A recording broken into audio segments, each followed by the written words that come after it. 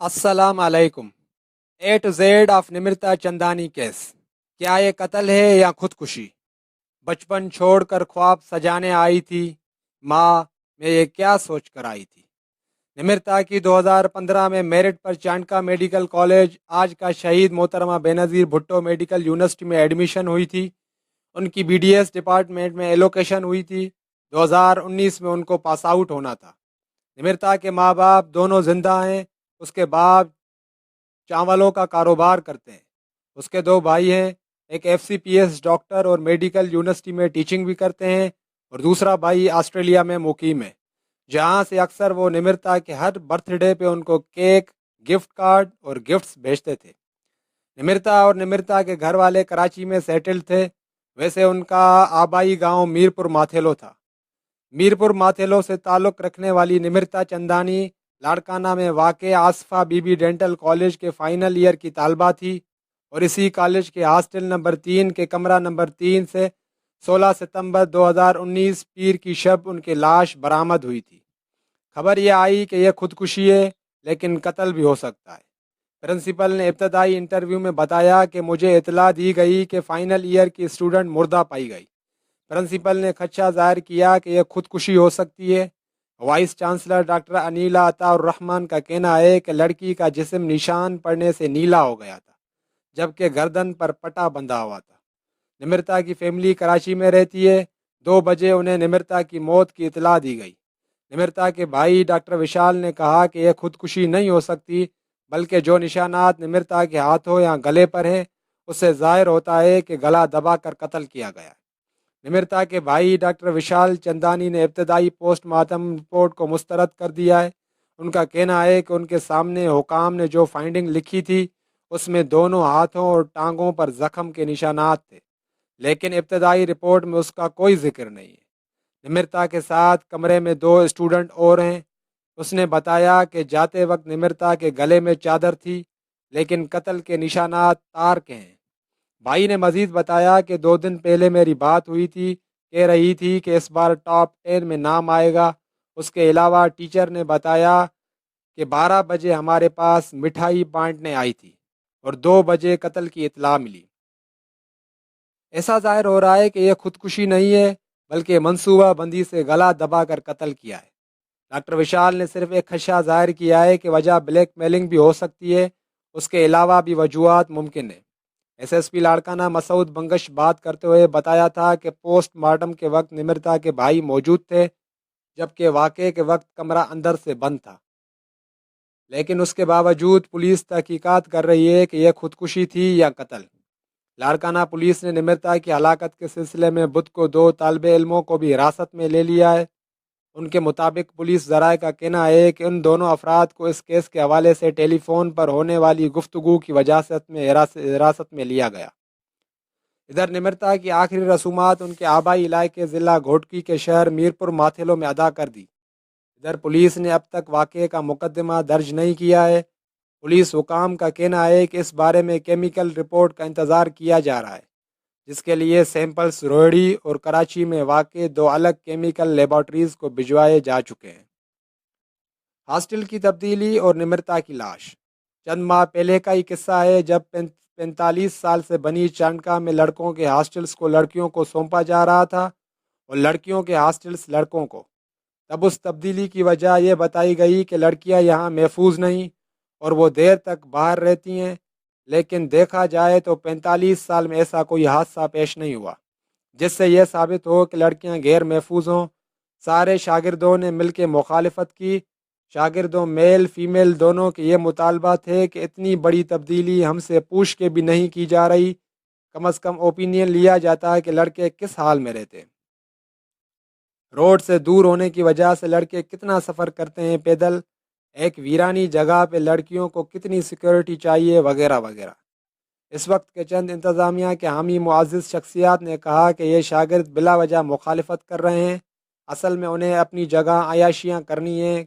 खैर, शागिर्दों ने सोचा इंतज़ामिया कह रही है तो शिफ्ट होते हैं, भले चाहे वह अपनी ज़िंदगी की बड़ी गलती करने जा रहे हैं। उसके बाद लड़कियां जो रोड के नज़दीक रहती थी, उन्हें यूनिवर्सिटी पॉइंट्स पकड़ने में आसानी होती थी।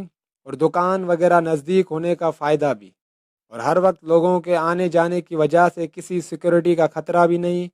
انہی لڑکیوں کو ہزار مشکلات سامنے آئیں، وہ جھیلتی گئی، اور آخر میں چند مہینوں اندر نمرتا کی لاش مل گئی۔ نمرتا جو ایک سوشل ورکر کا درجہ رکھتی تھی، وہ نمرتا جو آج صبح کلاس اٹینڈ کرنے بھی گئی، وہی نمرتا جو دوستوں کے مطابق چند گھنٹے پہلے ان سے ٹیکسٹ میسیجز بھی کرتی رہی۔ وہ نمرتا اپنے کمرے میں سرد لاش کی صورت میں پائی گئی۔ کہا جا رہا ہے کہ اس کا کمرہ انٹرلاک کے ذریعے بند ہوتا تھا، جو بند پایا گیا۔ اس کے گلے میں ایک رسی پائی گئی، لیکن لاش نیچے گری پڑی تھی۔ اس کے عزیز و اقربا اسے قتل کہہ رہے ہیں۔ کہنے کے مطابق اس کے جسم پہ چند کٹس بھی ہیں، کٹس کی تصدیق نہیں۔ رسی اتنی چھوٹی کہ شاید پنکھے کو نہ پہنچے۔ اس کے چند دوستوں سے ابھی تک انویسٹیگیشن جاری ہے۔ اس کے والدین اس کی فارنزک خود کروانا چاہتے ہیں، وہ کہہ کے ایک آزاد انویسٹیگیشن کی ڈیمانڈ کر رہے ہیں۔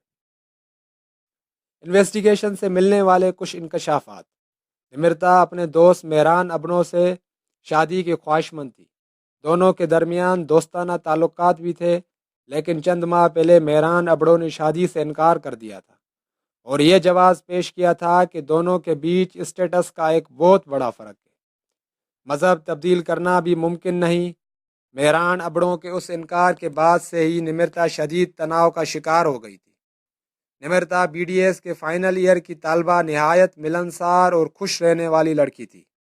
نمرتا تعلیم کے علاوہ سماجی سرگرمیوں میں بھی انتہائی فعال تھی، لیکن وہ پچھلے کچھ ماہ سے کافی پریشان تھی۔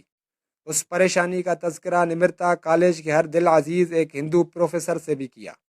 پروفیسر نے نمرتا کو مشورہ دیا کہ وہ جم جائے، ورزش اور یوگا کی مشقیں کرے، جس سے اس کے ڈپریشن میں کچھ کمی ہو سکتی ہے۔ نمرتا کی دوستی اسی کالج کے دو لڑکوں کے سے تھی، جس میں سے ایک طالب علم مہران ابڑو نمرتا کے کافی قریب تھا۔ نمرتا کا تعلق ایک امیر گھرانے سے تھا، جبکہ مہران ابڑو ایک متوسط طبقے سے تعلق رکھتا تھا۔ ذہین اور ملنسار نمرتا کا اکثر و بیشتر مہران ابڑو کے گھر پر بھی آنا جانا تھا، اور بعض اوقات تو 3-4 دن قیام بھی معمول تھا۔ مہران ابڑو نمرتا کا ATM کارڈ تک بھی استعمال کرتا رہا ہے۔ نمرتا کے ہاسٹل میں اس کے ساتھ 2 رومٹس بھی رہتی تھی۔ واقعے کے رات وہ تقریباً 12 سے 1 کے درمیان سو گئی تھی۔ صبح 6 بجے کے قریب دونوں سہیلیاں مندر جانے کے بعد اپنی کلاس میں چلی گئی۔ دوپہر 2 بجے جب دونوں لڑکیاں واپس کمرے میں آئی تو کمرہ اندر سے لاک تھا۔ 12 دستک کے باوجود دروازہ نہ کھلنے پر اندر جھانکا تو لائٹ آن تھی۔ دونوں پریشان ہوئی، اور وارڈن کی مدد سے دروازے کا لاک توڑا گیا تو اندر کا منظر دل دہلانے والا تھا۔ نمرتا دونوں چارپائیوں کے بیچ پڑی تھی، اور اس کے گلے میں دوپٹہ جکڑا ہوا تھا۔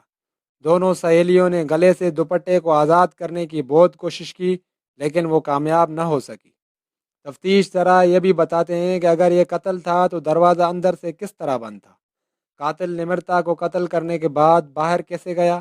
تفتیشی حلقوں کے مطابق جس کمرے سے نمرتا کی لاش ملی، اس کمرے کی چھت کی اونچائی تقریباً 13 سے 14 فٹ تھی، جبکہ نمرتا کا قد تقریباً 5 فٹ کے قریب تھا۔ اگر اس نے اپنے بیڈ یا کرسی سے اوپر خود کو لٹکانے کی کوشش کی تو پنکھے تک اس کا دوپٹہ کیسے پہنچا؟ یہ بھی ہو سکتا ہے کہ اس نے اپنے دوپٹے کو اونچا اچھال کر پنکھے کے اوپر سے گزارا ہوا ہوگا، اور پھر اپنے گلے کے گرد لپیٹنے میں کامیاب ہو گئی، اور کمرے میں پڑی کرسی کو دھکا دیا اور جھول گئی۔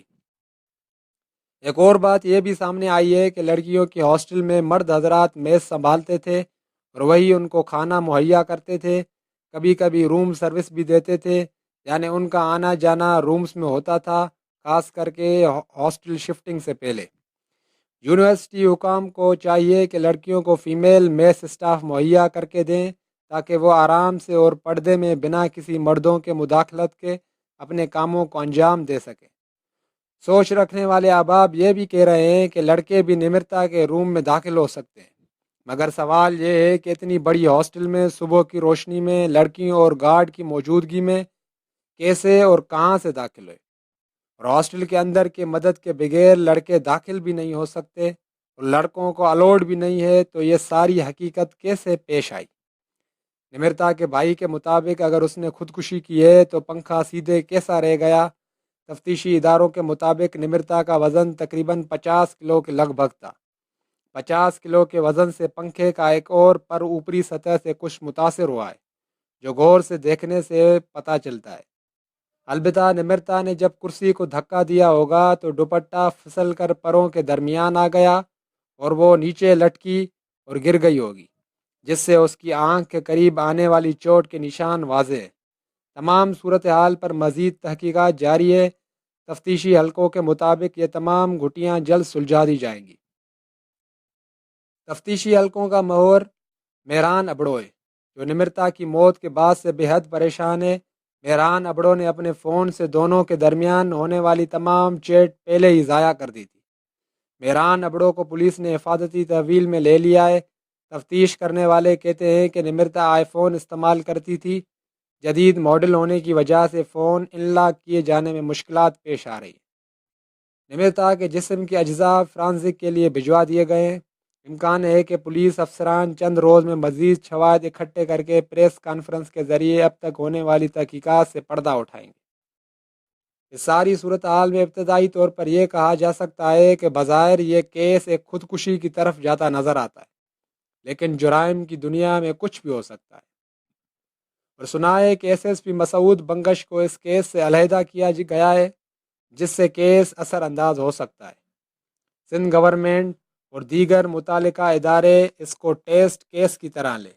شفاف تحقیقات کر کے مجرموں کو سامنے لا کر عبرتناک سزا دی جائے۔ اگر اس پر خاموشی چھا گئی تو آج نمرتا ہے، کل ہماری بہن بیٹی بھی ہو سکتی ہے۔ ظلم ہوا ہے اور اس پر خاموش نہیں رہنا چاہیے۔ کتنے خواب سجا کر آئی ہوگی، کتنے ارمان سینے میں لیے ہوں گے، سب کا گلا گھونٹ دیا گیا۔ یہ نمرتا کیس کا پہلا حصہ ہے، دوسرے حصہ انشاءاللہ جلد آئے گا۔ تب تک کے لیے stay tuned to Jagan thoughts. اگر آپ کو ہماری ریسرچ پسند آئی ہے تو پلیز اس چینل جگن تھاٹس کو سبسکرائب کریں اور بیل آئیکن کو دبانا نہ بھولیں، تاکہ آپ کو ہماری ہر نیو انفارمیشن ویڈیو کی نوٹیفیکیشن ملتی رہے۔ جزاک اللہ۔ اللہ حافظ۔